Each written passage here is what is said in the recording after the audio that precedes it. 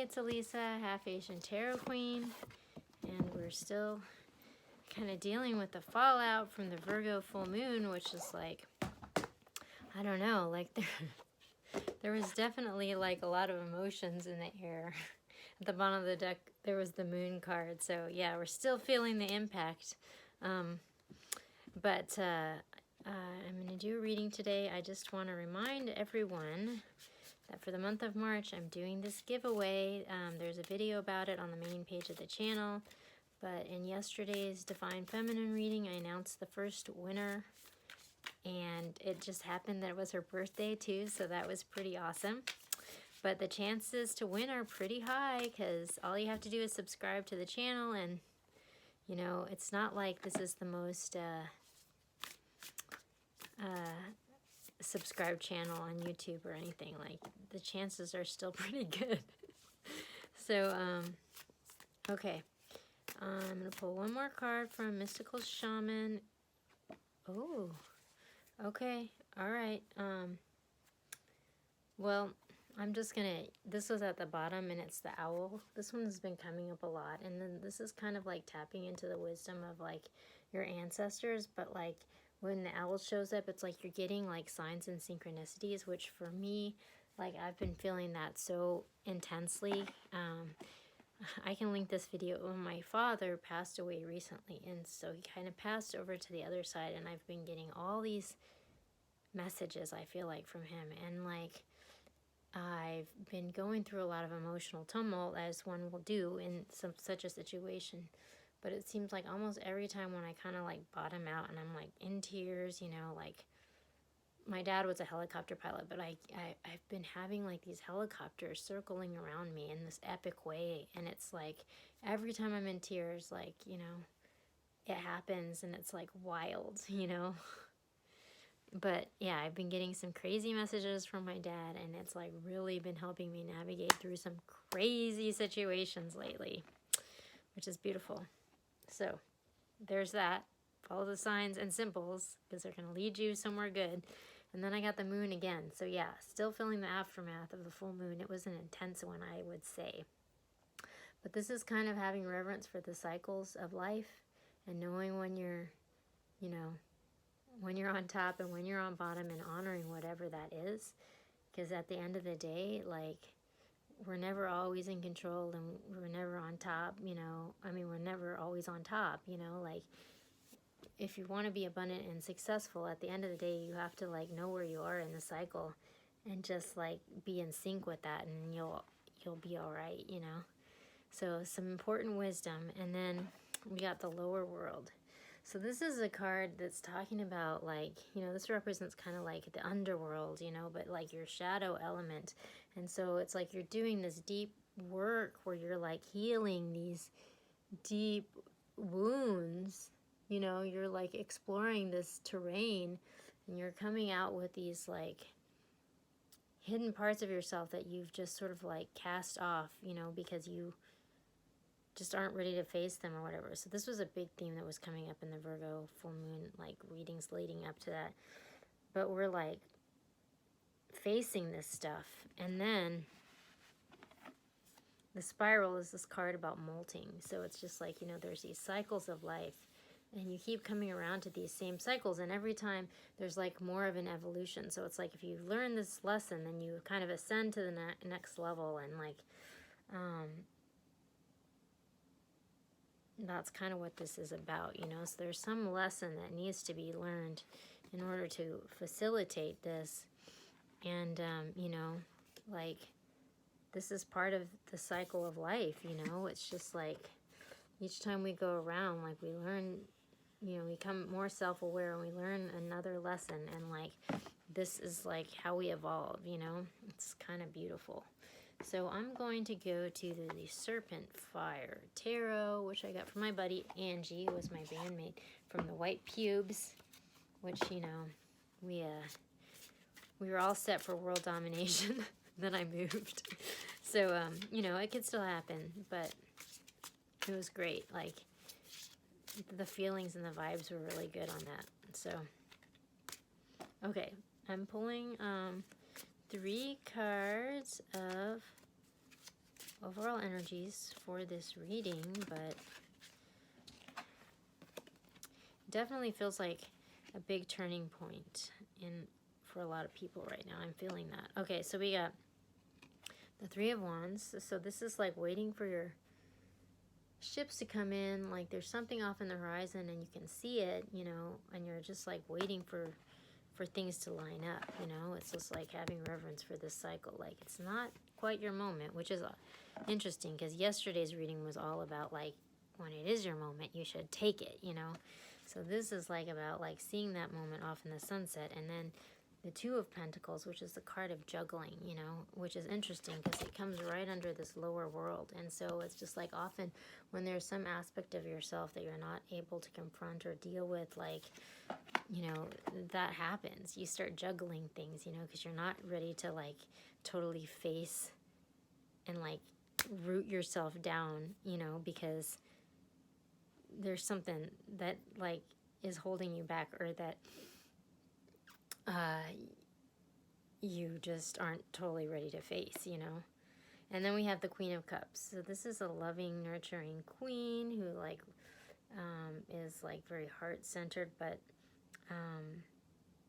it's almost like, you know, there's been these cycles, you know, and you've been going around and around, like waiting for stuff to come in, you know, and you've been like juggling this lesson that you haven't been able to learn. But maybe the event that's going to allow this like love to happen for you is that you're going to have to face whatever this demon is and like be loving to yourself, nurturing, heal it, and that's when you're going to move on to the next level.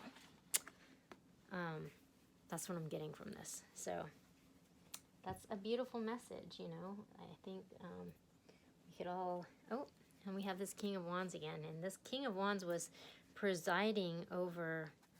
because he's at the bottom of the deck. He was presiding over a reading a couple days ago called Jedi Training. And it was all about, you know, like Luke Skywalker when he's going through... all of his Jedi training, and all these horrible things kept happening, you know, one right after the other, and it's like, oh my gosh, like, well, it wasn't horrible things, but he was having to go through all these challenges, you know, and it's like, when is it going to end? But then at the same time, like, that's what makes you strong, you know, like, you have to go through all these, like, challenges, you know, and so part of that is, like, being in command of the Force, you know, like, not being sidetracked by all these things coming at you, you know, because you have to be in your power and you have to harness your force, you know. And so part of the training is to have all this stuff hurled at you because it's testing you to see if you like actually, if you got it, you know. I'm kind of feeling like that lately because I've been having, it's like my friend called me the other day and he's like, oh my God, like your light's really being tested because like everything's been coming at you, like pretty much every bad thing that could happen to a person has happened to me lately. And it's just like, you know, it's like it can't get any lower than this, and then something else will happen, you know, and it's just like, okay. But, you know, that's it. Like, I'm getting really strong from the process, you know, because it's just like you have to like kind of, I have realized, I think, how to harness my emotions and like not get sidetracked by stuff that's being hurled at me, and like that's kind of where your power is. Like this is a super important lesson that I think I've learned, and a lot of it I think is from being an entrepreneur, because like you just get stuff hurled at you all the time and you kind of have to, you know. So okay, general energies, we got the Two of Swords, we've got the Page of Cups, and then we've got the Death card. So it's just like off in the distance, you know, we're like looking at something off in the distance and we're at this stalemate, you know, but like really, you know, we're juggling something that needs to be healed, you know, but really we want to offer this cup of love, you know, but, you know, in order to do this, you kind of have to stop juggling. Like, it's sort of like the whole player thing. It's like, if you really want to have, like, a real love, like, you can't be juggling, like, 5 women in the air, you know? Like, that's not going to lead to, like, true love, you know? And so then we have this card of like this loving, nurturing situation, and then we have the death card. So it's just like, something's changing. So maybe that's bringing that in, because we have the Six of Pentacles, which is falling under the stalemate. So it's just like, instead of waiting for some far off point in the future when this is going to happen and being stuck, like maybe somebody's ready to like kind of give and receive, you know, and like they're not waiting for this point in the future. Like maybe they're ready to engage, you know. And so it's just sort of like, we have this juggling person who wants to offer this couple of it, but maybe they're gonna make some sort of tangible move, some sort of tangible effort towards that. Because it looks like there's a change coming in, you know, and then we have this message of truth or clarity, or it can also be a stalker, you know, but whatever is the situation is, it's changing, you know. So I'm going to pull 3 more cards of guidance from Serpent Fire. Interesting. Oh, interesting.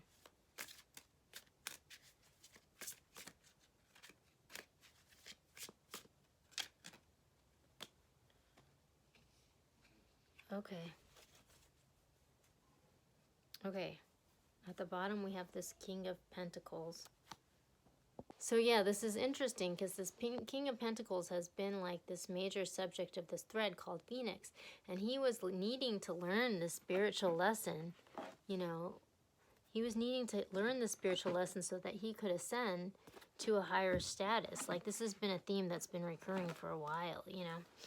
But we got the Knight of Cups, the Knight of Wands, and we got the Four of Swords.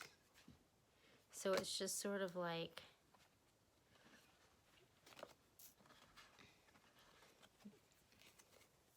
this far off thing, you know, that's been being like stuck at this stalemate. It's just like almost like there's this Knight of Cups like that wants to like come forward and offer this cup of love, you know. And maybe like that's gonna happen. But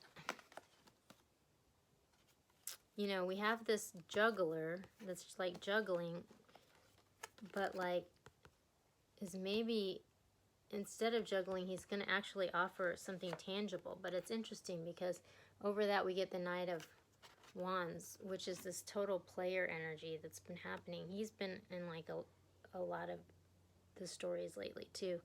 And so it's just sort of like, Okay, sorry, there's interruptions that happen because I live in a slightly chaotic environment with someone who has dementia. So anyway, so we have this Four of Swords. So this is a card of healing and taking a time out, you know.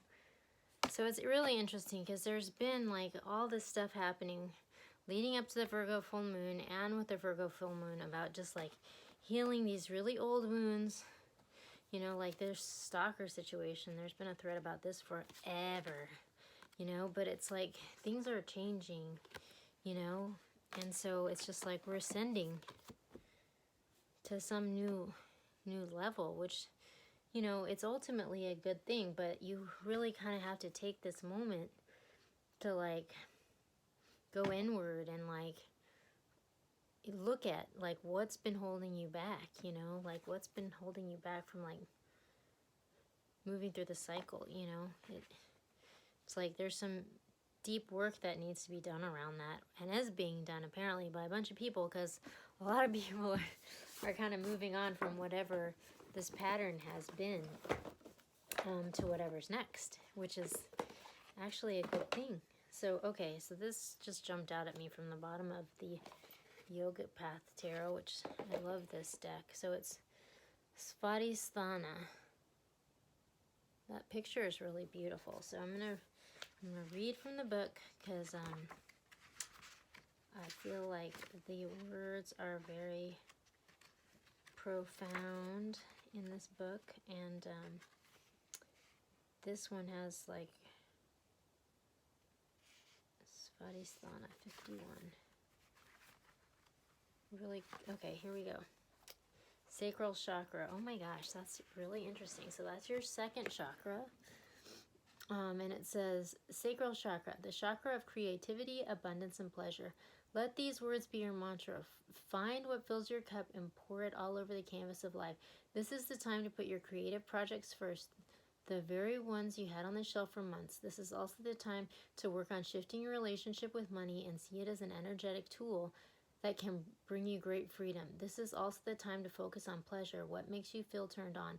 Learn more about Tantra and cultivate Shakti, the divine feminine energy within.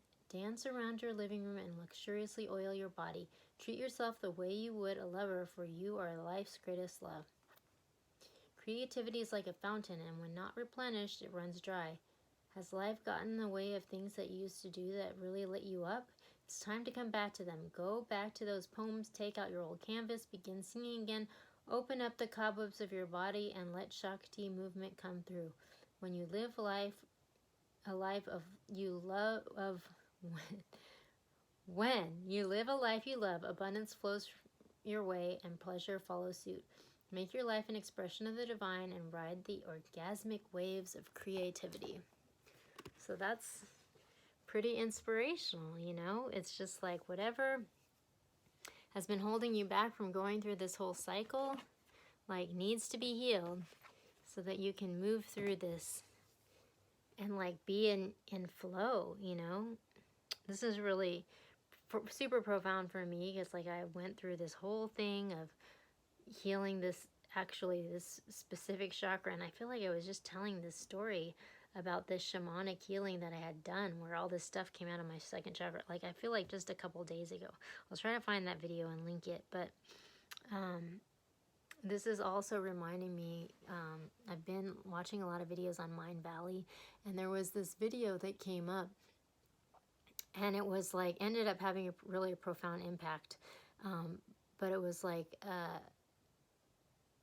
one of those free promotional classes for money EQ, and it was like the arigato technique, which, you know, I'm Japanese, but also like that was a huge theme at my dad's funeral, and the whole thing was every time money comes in and every time money goes out, say arigato, because you're supposed to get into the flow of money and not be so focused on like accumulation, but it's more about being in the flow and noticing that it comes and goes when you need it, and being able to trust that, and that's true abundance. So for whatever that's worth, see you next time.